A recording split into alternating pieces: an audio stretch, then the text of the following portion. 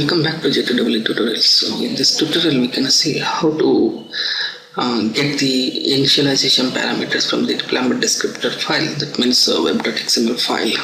So we can load the previous application we have created, that is called myservlet.java in our previous tutorials. And for this file I will make some modifications. I will remove those statements which I have created in my previous tutorials. So I can remove these statements as well, and as well as these two statements. So here we got actually the myservlet file here. That file will be having the method something like process request, do get and do push methods. So these are the default methods that will be provided by the NetBeans ID when we create a web application with servlet file. And here when we create web application, by default I got index.csp application. So in this I will remove these two files as well. And next my work is to get the initialization parameter from the web.xml file. So let's see how to input initialization parameters in the web.xml file. We got our web.xml file, which is called the deployment descriptor. That file is under configuration file folder. Go to the web.xml file. So under this web.xml file, come down and go for initialization parameter. That's nothing but init param. We say init.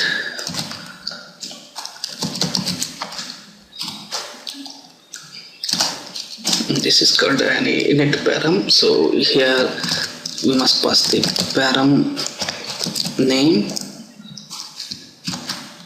and that the end should be the param name, and over here the name of the parameter I have to pass, and here I must pass the param value associated with the name greet. So hello J2EE world.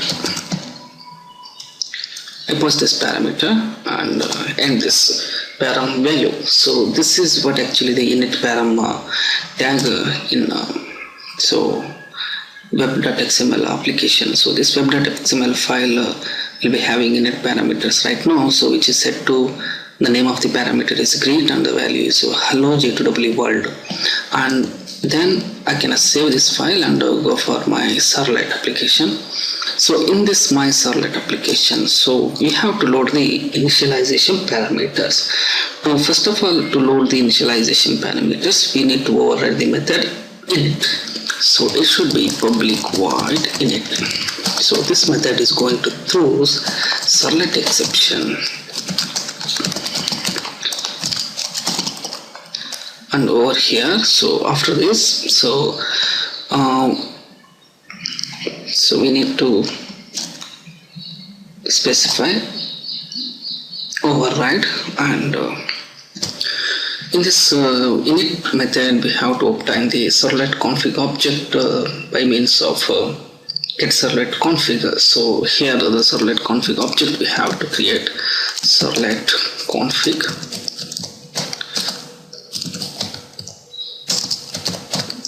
equals to get servlet config,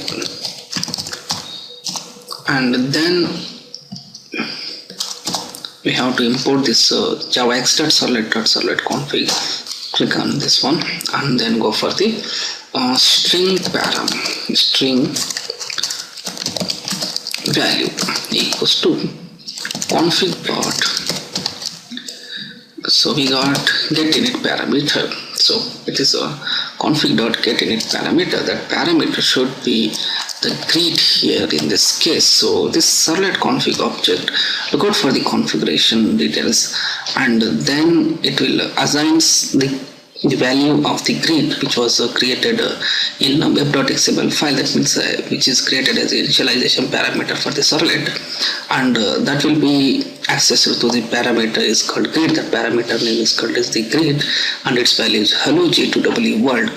And come to the my servlet application. Here we got actually the string value is equal to config.getInit parameter, and this config is the servlet config object, and it was accessed using get servlet config, and here this one in process request what we need to do is here I just want to print this out.println. So we need to print the value of that one. So that is coming from the servlet initialization parameters. So here I need to go for the strong tag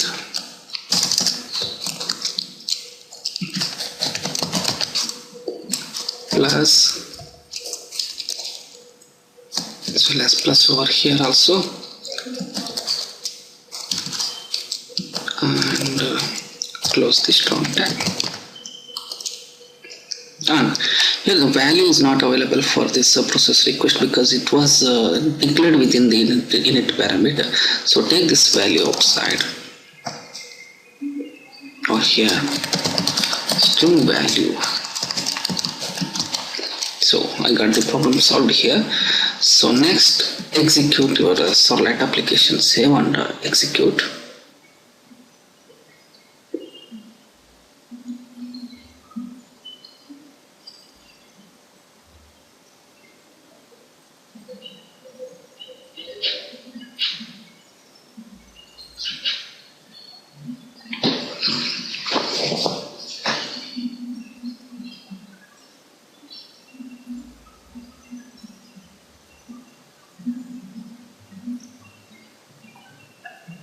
Okay, so my first project has been loaded and call my servlet. We got some problem here. I need to check what it is. So we'll check what actually the problem is. Just check it here. So value is right here, and go for your web.xml file. So here in this web.xml file we have made the mistake is this init param must be within the servlet tag, because this belongs to the servlet. That means so this initialization parameters belongs to the servlet, so that's why it has to be within the servlet tag. So save this application and just to go for the execution.